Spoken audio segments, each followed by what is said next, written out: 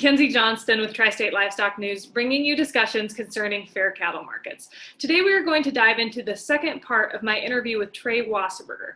Again, he is the owner and operator of TD Angus, located south of North Platte, Nebraska. You mentioned the DOJ investigation. Do you think we're going to see any results from that, or what are your thoughts on that? I've been since the very beginning a huge proprietor of the DOJ. I know they haven't released any findings. I know, but you got to understand the DOJ is highly intriguing, for one, because they can see and they can hear, but they can't tell. This is a full-fledged investigation. We are to the DOJ today, and we got the right man for the job, Attorney General William Barr. He has no problem finding justice, doing his job, and we've never been this far. And everyone wants, the USDA came out with their findings of the Holcomb fire and said there was no wrongdoing or collusion. Okay, so the USDA, if they wanted to, they couldn't pass out a speeding ticket. I mean, they can't. They don't have that power.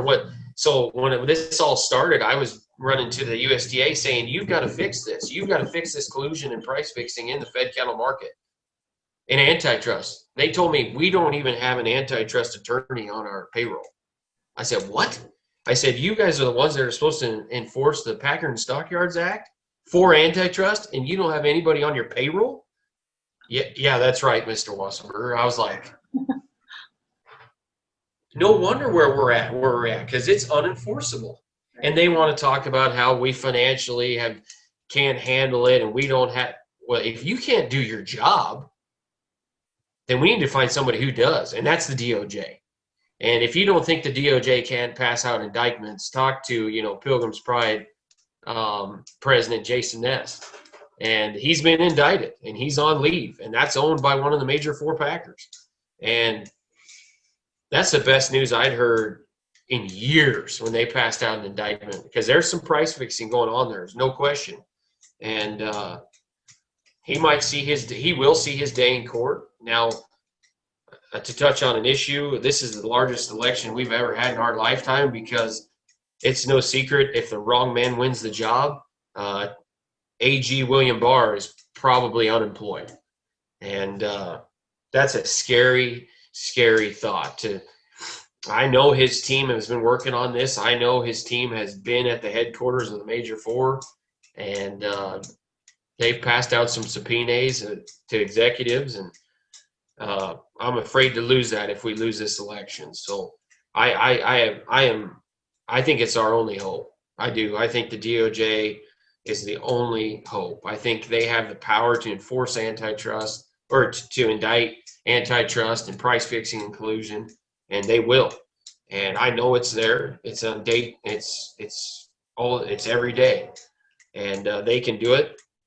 And we've never had a full-fledged investigation to the Packer, and we're here. And so we, as a consumer, as a producer and a consumer, need to support that 100%. And all entities and organizations that fight for us need to get behind it. Absolutely. So a few minutes ago, you mentioned unity, and as you know, and everyone knows, we like to fight more amongst ourselves in the cattle industry and fight our issues. So do you think there's any chance our organizations can ever get on the same page? What would bring that about? That's been one of the most frustrating aspects of this whole deal, is we can't. Here we are as an industry in unprecedented, uncharted waters, where we can't get fat cattle killed, and our own organizations can't get behind a common goal, and that's to protect the producer. They have one job. That's all they got to do. And for some reason, we can't share ideas amongst each other and get along. There's been an olive branch from one organization to another, and that was commendable. It was rejected, and that's wrong. That's wrong. And I'm a member of all organizations, but we need to sit down as an industry and get together, because, like I said, we've never got this far to the DOJ ever. We've never been here, and this is the one time I'm asking you. I will give a shout out to Mr. Colin Woodall, the NCBA CEO. He did call me personally and visit with me after my social stances on what they've done. And I begged him to meet with other organizations, whether we like it or not. They have the floor in Washington, D.C. Mhm. They have Sonny Perdue, Secretary of Ag's ear. They do. And there's a couple senators, including Senator Gaines. If there's anybody out there from Montana, I want you to know that Senator Gaines up there is our biggest ally in agriculture. And he is up for re-election and in a heated campaign up there. He has got Trump's ear, and he has been a huge proprietor for the DOJ investigation and getting rid of the concentration at the Packer level. And if anybody out there from Montana, we can't afford to lose that guy. He's just as important as William Barr, the AG. I'm calling for unity, and I've begged any organization to hand out an olive branch and sit down amongst each other and make a solution. Because as far as I'm concerned, I appreciate Tester and Grassley's 5014 legislation. I appreciate that. I appreciate all the social media online for MCOOL, and Senator Deb Fisher's legislation this week about that touched on mandatory price reporting.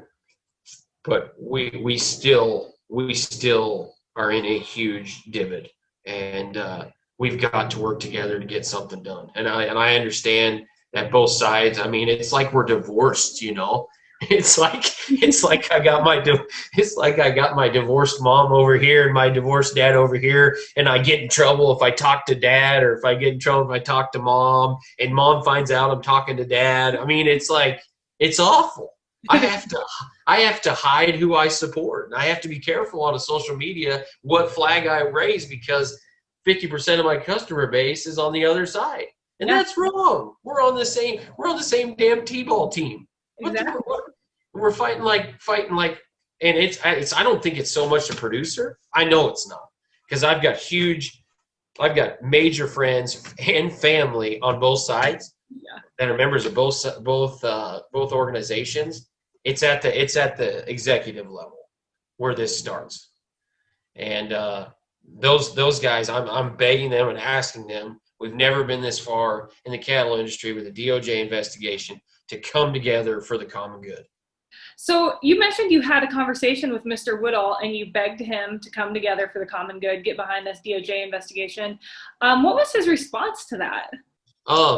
Yeah, he was a great call. I was preconditioning calves on a sand. I was on a sand hill, and I see my phone. I see this Denver, Colorado number, and I just ignored it. And I get a message that, hey, this is Colin Woodall, CEO of NCBA, and I want to talk to you about some things, and call me back. Called him back right away. I was a horseback sitting on a sand hill, and I commend him for that. I respect that, because those guys aren't easy to get a hold of, as you know. Yeah. It takes, calling a secretary and schedules, and so I commend him for that. But I begged him to get behind the common good. I mean, whether you like it or not, the NCBA is getting $40 million a year, and that's more power than anybody else has got. And for some reason, they've got a seat at the table in Washington, D.C., and he knows that. And with Senator or Secretary of Ag, Sonny Perdue, and I begged him to come together for the common good, for the consumer and the producer, to get behind the DOJ, and he promised me he would. He said, Trey, we are working with the DOJ. We have since the very start. They have to be very, very careful, because whether you like it or not, they work very closely with the Packer. Yeah. And the Packers got a seat at their table. And I understand that, but that you got to remember who they're working for. And I told him, and I said, I understand that I can't run all the Packers into the ground because they are my customer. They are. And I have to constantly remind myself that they are my customer. and to treat them as such. But we're 40 years down the road, and I'm losing ground every day. And I wanted him to know, as a young man and a cattle feeder and a cow-calf man, that this can't go on any longer. And he promised me that they would. He promised me we 100% support the DOJ investigation. And if there's anything they could do, they would. So Okay. I hope so. I hope in a year we can look back and thank him. Yeah, most definitely. So you just mentioned the NCBA receiving $40 million of our checkoff dollars. Yeah. What are your thoughts on the current petition that is circulating to bring about a beef checkoff referendum? Once again, I'm an advocate for change. You know what? If you want to have a vote, have a vote. And what are we scared of? If you want to, I signed it, and I'm 100% okay with that. And I know that's confrontational right now. What's wrong with that? If we want to have a checkoff referendum, let's have a vote. Yeah. Why not? What are we scared of? I don't understand what everybody's like. Oh my God, we're not. This is great. This is awesome. So I was talking to my father-in-law last night about the checkoff, because nobody pays more in the checkoff than a cattle feeder, no question. And I go. His name's Kirk Olson. I said, Kirk, what do you think of the checkoff, and what do you think of the referendum? And he said the same thing. What are we scared of? If you want to have a vote, let's have a vote. He said, nobody is a bigger proprietor for the checkoff than a cattle feeder. It's just the way it's being misappropriated. Mm-hmm. It's hard for me to sit here and look at my customers in the face and know that we are doing a good job as an industry, when 40 years ago we had 30 regional packers to deal with, and today we have 4. Don't tell me we're on the right track. Don't tell me that this industry is doing all we can. Our report card and resume is pretty awful at that. And so something's got to change. Something's got to change. And he even told me, he said, Trey, I'm $1, $2 for the checkoff. I would pay $5 a head to have that checkoff go to work. That's huge. As a cattle feeder, he's willing to give 5 times as much. But he said, I'm willing to give nothing if it's going to not go to work. And I said, he compared it to paying labor. I'm going to pay that guy that walks in the door and shows up early and stays late. He's going to get paid for what he does. Yeah. But the guy that shows up and does nothing deserves nothing. Mm-hmm. I thought that was awesome. I said, that's the best way to put the checkoff referendum right there. Yeah. I'll pay a guy what he's worth. And is the checkoff working for us? I don't know. So you recently posted on social media concerning the fresh retail beef value sitting at the 4th highest level in history. And then you went on to talk about gross packer margins for the week of September 6th. They were at $428 a head, while cattle feeders were losing $131 a head. Yeah. And then you went on and you did the math as to how much packers made that week. I think 2.8 million is what it figured out to be. What are your thoughts on that whole equation? Everything you posted, elaborate on your thoughts. That's the scoreboard for our industry today is so lopsided that I don't think people, and that's a lot of our problem too. We have a hard time connecting the dots as an industry from the start to the finish. And so I put that on there because I got frustrated. I'll tell you what, 2 weeks ago, we were backed up. I mean, we were severely backed up. It was just as hard to sell fat cattle 2 weeks ago as it was in June. When capacity, shackle space was at 40-50%. And I got so frustrated and so that's a great thing about social media, like President Trump. I mean, we got a microphone at any time, at any cost, and it's uncensored, which is good and bad sometimes, but it is real time, and I posted that, and it gets like 300 shares overnight. I mean, that's the scoreboard we're up with today. So the packers are out there killing as many cattle as they can, making $200 to $400 a head, and that's what they're telling us. That's what they're reporting. They don't have to report it. Those are their numbers. The Sterling profit margin tracker kind of gives you an estimate, but we don't know. And so if you think they're making 200, there's a likelihood they're making a little bit more. Fresh retail beef at that time was at the 4th highest level all time. And if it wouldn't have been 2020, it would be a record today. It would be. And here we are as a low live cattle feeder, and we're selling at a 10-year low. And that's the biggest. I think there needs to be huge referendum in the CME and the basis. I think it's so off scale. And so, I mean, there's so much money. I mean, billions of dollars are funneled into the CME, and it does not dictate the live market. It doesn't at all. And there's a lot of different ways that we can go about this and tie in the cash market to, individual carcasses and what they're worth. That just needs to happen, because the current system in the CME, where 90% of the live cattle that's traded or that's sold that week is not on a cash basis. I mean, do we know the real value?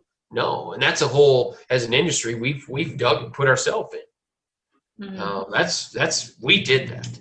Right. And I want to touch on that too, because I don't want to seem like I'm against captive. I'm not against these feeders that got captive supply, because I'm going to tell a little story about a small Southwest feeder over here that in June, he was backed up 6 weeks and had live cattle stacked up, couldn't get a bid.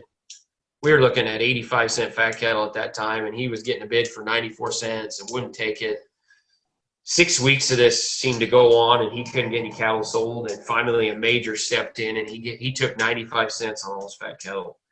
And that's how they break cattle feeders to lead. Moments like that. This guy's like one of my mentors and one of my idols, because he sells all cash. Oh, wow. Yeah, he sells all cash, and he's 50,000 head. And he's a maverick still. I mean, these guys don't exist today, and he's done it the old-fashioned way.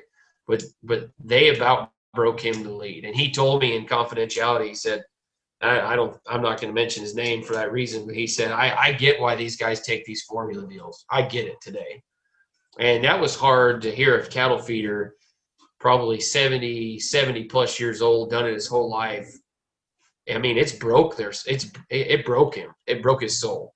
And that was hard. Here's a guy that sold cash his whole life, when most cattle, most farmer feeders got out because they had to. Here he was getting bigger. I mean, he's an idol to cattle feeders. And when he looked at me and told me that, I get it why they take these formula deals. I get why they get captive supply. I was like, oh, one of the last pioneers in the cattle feeding business is sitting there telling you, I gave up. I'm done. I took it because I couldn't. I gave him 6 weeks of all I had, and I get why they break me to lead. That was sickening. It's tough to talk about today, but he still continues to sell cash. But if you don't think they had him by the tail, wow. Ugh. Earlier, you and I discussed lawsuits in both the chicken and hog industries that involve a company by the name of AgriStats, a data sharing firm. This company claims that they make protein production more efficient by sharing data, but producers say this firm keeps farmers paid low, and they manipulate the market to keep chicken and hog prices high. Yeah. You know quite a bit about this company and everything behind these lawsuits. Do you want to elaborate on this and your thoughts? If there has ever been any, so the big problem with the DOJ is they can't get a lot of witnesses to come forward and talk about collusion and price fixing in the fed cattle industry because of packer retaliation. I'm going to tell you, there's a lot of cattle feeders out there today that wouldn't even take this interview. I mean, right. I'm sure you're finding that guys do not want to put them. They want their names and their face not affiliated with anything. They're out of sight, out of mind. I mean, the dark cloud and the black ball that a packer can do to a guy overnight. I mean, that's raw power. I mean, it's sickening that there's these guys that are pioneers, and there is nobody tougher and have thicker skin than a cattle feeder. But the minute you give them a platform to talk about their business, they're out. And so that's been the hardest thing with the DOJ investigation, is finding somebody under anonymity. Even DOJ will, and I'll tell you this right now, the DOJ is looking for these instances of collusion and price fixing. And if you're out there and if you can offer that, DOJ will offer you anonymity and you don't have to testify in public. But they want your story, and it's okay to do that. It's under anonymity completely, but you cannot believe how hard it is for somebody to sign up to do that. So it's been hard to get some leverage and some ground in this antitrust investigation with the DOJ because we don't have a lot of witnesses because all of them got cattle on feed that they got to sell. Mhm. I had to take a break in July from my social media presence because I had a lot of cattle to sell. I had to take a break. I did. That's where we're at as an industry.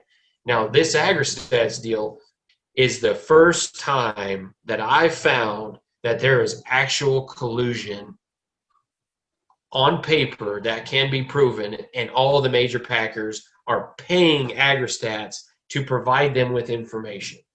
Total collusion from it's like a 40-page document. I've probably read it 5 times, and it makes me have goosebumps to think about what's going on in the chicken and hog business. AgriStats is if you go to it's like a little tiny office in the middle of Illinois. It's nothing, Mhm. but it's like this huge. These guys aren't overall wearing Arbuckle shoe wearing farmers. These guys are data scientists that collect data in real time from all over the country in swine and poultry, and it's so detailed. And so unless you're a customer, you can't get that data information, and no one even really knows it's there. It's hardly even you probably checked out their website. It's not much at all. Yeah. And I want to make this correlation to the cattle industry. Can you imagine ranchers around the U.S. providing a third-party company with everything they do, how they rotate their grass, how they pay their employees? I mean, can you imagine U.S. ranchers signing up and voluntarily giving that information? No, because we believe in competition. No, I'm not going to give my neighbor an unfair advantage by letting him know what I'm doing. I mean, cattle feeders are the same way. You hardly ever see them work together because it's competition. The hog and chicken deal is completely different. I mean, the four major packers are all paying this company to receive this data, even to the price of broilers and lifetime bids. I mean, it's total collusion, in my opinion. Like we've never seen it. It's on paper, and there is a lawsuit. The DOJ is aware of it, and that'll be interesting. I mean, if anyone out there wants to look up the AgriStats lawsuit, it's incredible. I mean, I've passed it to executives and major organizations that have been very vocal about not, saying the DOJ is not going to get anything done. And they've called me back and said, whoa. I said, this is on paper, guys. This is actual. You can look this up and read about it. What do you think is happening behind closed doors? What do you think's happening behind the curtain? So the Packers control 80% of the shackle space. All they got to do is call 3 of their buddies to know what they're bidding that day. That's it. For billions of dollars that are going in, that once the billions of dollars are going into their pocket, you don't think they're going to pick up the phone and ask 3 other guys? I mean, it's happening. It's out there. We just got to prove it. We got to break it up. We do. And AgriStats is a huge, I can't believe they're proud of it. I mean, yeah, it shocks me that they advertise and they're proud of what they're doing. I mean, this is total collusion, 100%. So it was if any of the breakthroughs that we've had in the last 6 months, I think AgriStats was the largest piece of evidence to come out. What do you see happening to the independent cattle producer if some kind of substantial changes aren't made to fix these issues? We've got a consulting veterinarian that works for us in the cattle in the feed yard, and he undersees 4 million head of cattle, or 2 million head of cattle, excuse me. And it was a hot July day and really hot. We got done shipping fat cattle, and I was pretty frustrated. I think I hit the bottom at 94 cents that day, and I was pretty and nothing I could do about it. Cattle were long fed, 2-3 weeks on feed too long, and I just took it. And was pretty, they were customer cattle I'd bought back from bull customers. I was pretty beat up about it, and a couple pins of them. And he told me, he looked at me and he said, I can tell you're frustrated. And he said, is this what you want to do? Do you want to be a cattle feeder? Are you sure you want to do this? Here's a pioneer of the industry who's been in it 40 years, a consulting veterinarian all over the world. And he's worried about these young guys, this future, and if they want to do this. And that's a big concern. And you know what? You know what I told him on that day? I don't know if I do. I don't know if I want to do this. And just like my story earlier of the cattle feeder down there that sells all cash and had to finally take that bid in June, and they broke him to lead. I mean, they broke me to lead that day. And do you want this for your kids? No. Do I want my son to join a monopolistic industry where we can't get a fair market? I don't. And that's why we're having this discussion today. If you backtrack the last 40 years, this has been a snowball effect of more packer concentration, little to no competition, more formula, more captive supply, eroding cash cattle trade. And it's only going to get worse unless we do something. And the time is now. I think we're there. I think it's COVID-19 and the Holcomb fire has accentuated an already existing problem. And we as an industry need to come together as one behind a common goal, and that's our future. The American producer has great pride in generational transitioning. You know, there's nothing that makes a rancher more proud than to have their son do what their dad did, do what their grandpa did, and their great grandpa. I mean, that's something we pride ourselves on. What would make you feel more prideful than to know that your generation changed the industry for a better and provided that for your children? That my son doesn't have to feed fat cattle and get his tail whipped and for weeks on end. I mean, not only do we have to fight weather and nutrition and management, labor, we've got to fight foreign corporations today. I mean, the billions of dollars that is leaving rural America. I think this is so funny that people are up in arms about not having rodeos and not having county fairs, and look at the economic devaluation and the money not going into rural communities. Guys, billions of dollars is leaving rural America monthly, and we're doing nothing about it. Your county fair, yes, I'm a proprietor for it, absolutely, supporters of it. But it's a drop in the bucket of what we, lose daily to foreign corporations.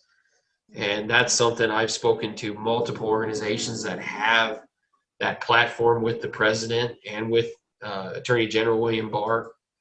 That's what we need to talk about. I think our president today, if you showed him the scoreboard of rural America, people that are, red-blooded Americans that support him, that are 80% of our industry's total income is leaving to foreign corporations, I honestly believe he'd fix that.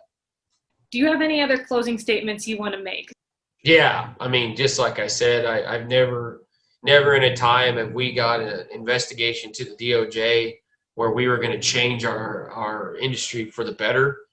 What more is our generation to say, remember the Holcomb fire, remember COVID-19, and we had a movement within the industry that created more competition in the fed cattle market that enabled us to continue what we're doing today. What is more noble than that? Everybody, my grandpa and his grandpa and both sides of the family always talk about leaving the land better than when you got it.